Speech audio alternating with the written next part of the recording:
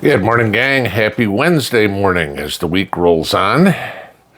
Well, mark this one down as, I don't know, the next step on our march to socialism, or maybe it's the next step in the Democrats trying to buy votes for November. Maybe it's just, we can't think past the tip of our nose.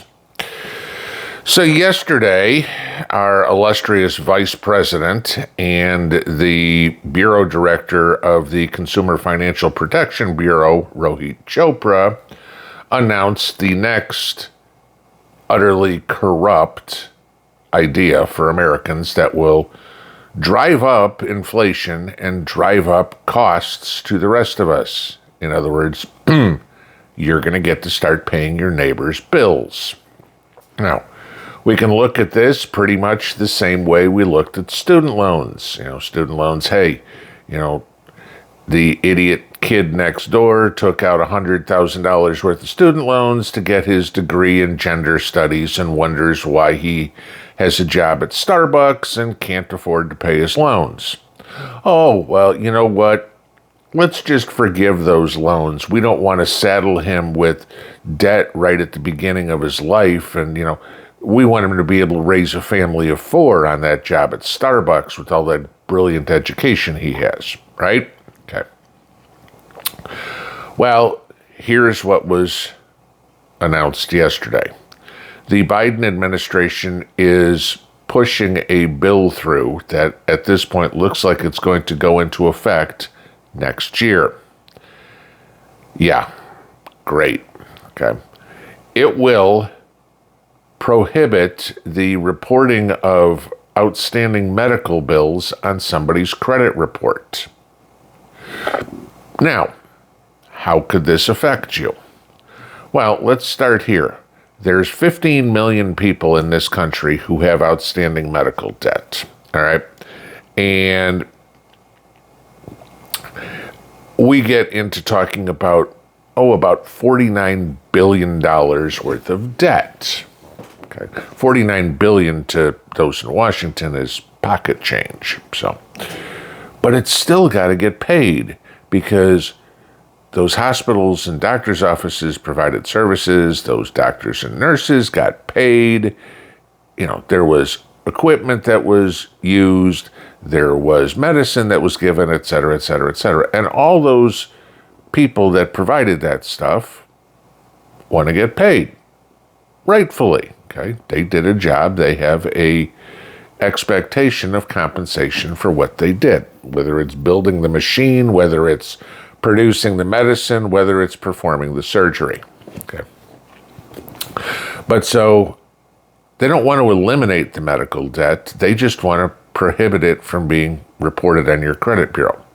Now remember, the Consumer Financial Protection Bureau was Elizabeth Warren's baby that was created in, I believe it was 2011, to protect the people from the big bad credit companies, the banks and the credit cards, right? Okay.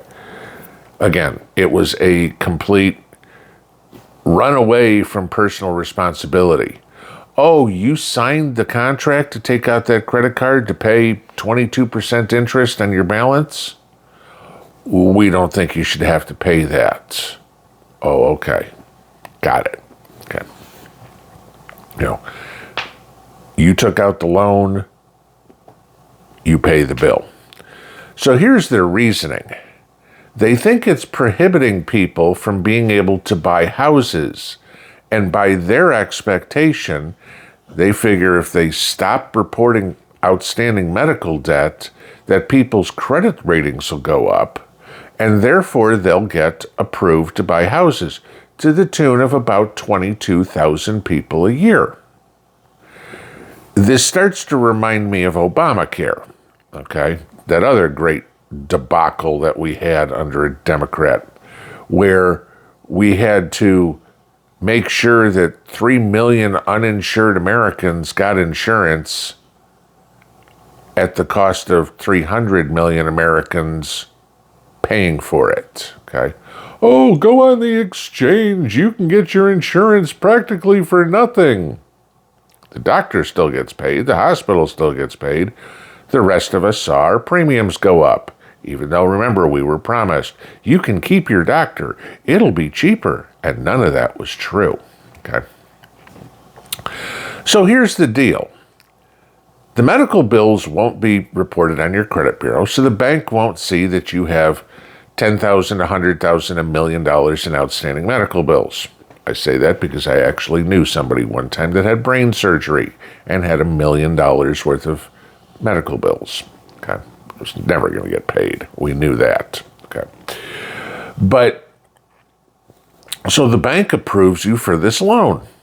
And great, no problem. You buy your house and you're moving on along and paying your mortgage and you're being the happy little American couple. Until you don't pay the medical bills.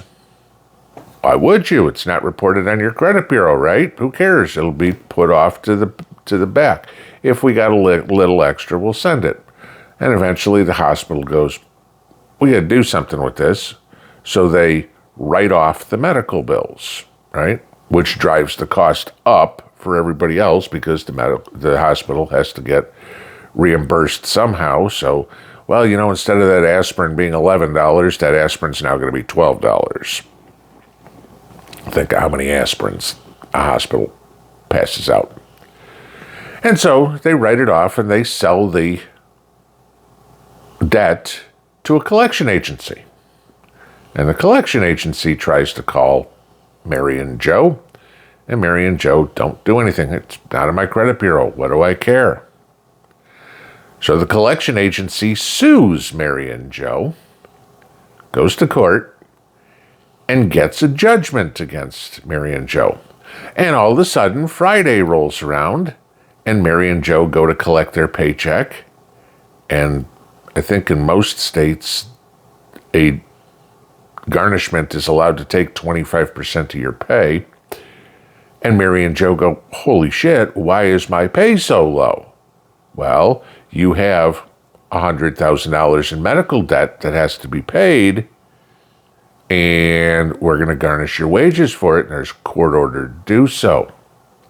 And all of a sudden, Mary and Joe go, we can't afford to pay the mortgage anymore. And so what do? Or maybe they sell the house. Maybe they're lucky they can. Maybe they have to do a short sale on the house. Maybe they go bankrupt because of it. And no matter how you shake it, the bank is now stuck with this house. Now, banks aren't real estate agents. Okay? Banks don't go, hey, you know what? We want to collect a whole bunch of real estate portfolio here and, have something to do with that. No, the bank unloads the property as cheap as they can, or as cheap as they can, as fast as they can. But usually it winds up pretty cheap, below market value.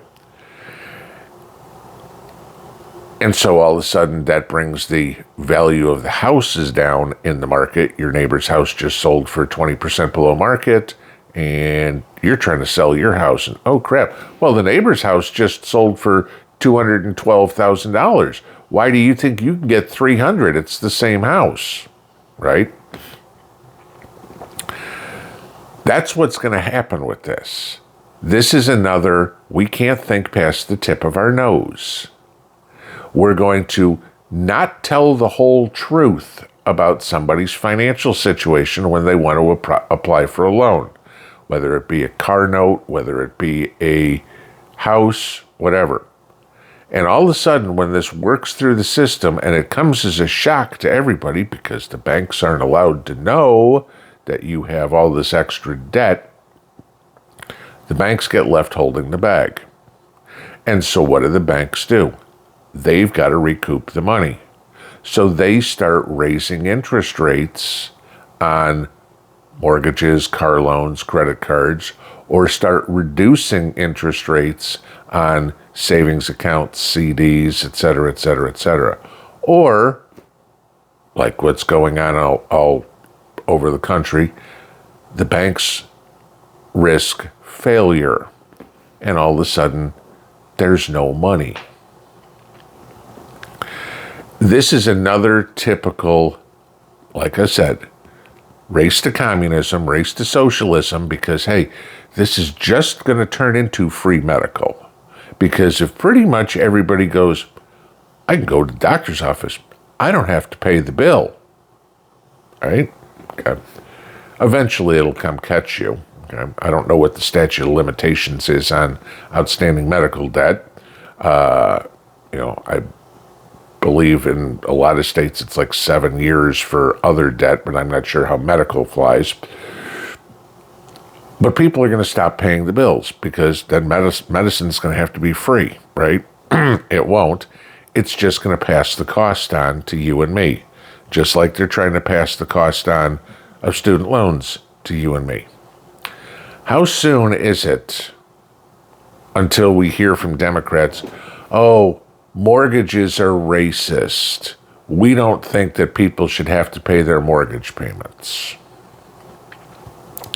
I hate to tell you guys this. It's a double-edged sword. Y'all have jobs. The company you work for needs to make money. Otherwise, you don't have a job. If the company's losing money, they lay off people or they close. Just look at the restaurants in California after the idiotic $20 minimum wage deal. People decided, I'm not going to McDonald's and paying $18 for a Big Mac. And so McDonald's says, we got to lay off a whole bunch of people because we're not making any money. Same issue here. All of a sudden you work for a trucking company, a drug company, a linen company. Pick something that supplies a hospital. And the hospital says, we can't pay you anymore. And the boss says, okay, fine. If you don't need to buy bed sheets from us or have us wash your bed sheets anymore, however, we don't need as many employees. And all of a sudden, you don't have a job. All because Elizabeth Warren and Kamala Harris and Rohit Chopra and Potato Joe decided it was not in the best interest of people buying houses if they actually had to pay their own bills and take personal responsibility. The reason medical's so expensive is because people don't pay their bills. But the alternative is what they have in these socialist countries. Canada, for example, where it takes you 6 months to make an appointment. If you think that's not realistic, go try to get an appointment at the VA, for example. Runs the same way. It usually takes about 2 to 3 months ahead of time to get an appointment, okay? Just to go get a checkup. It's not feasible. But this is the latest in the Joe and the Ho administration in trying to buy votes, drive us toward communism, and not thinking past the tip of their nose. Get ready. It's just going to make banking, housing, and medical more expensive. Thanks, Joe. We need more inflation. Pinball out.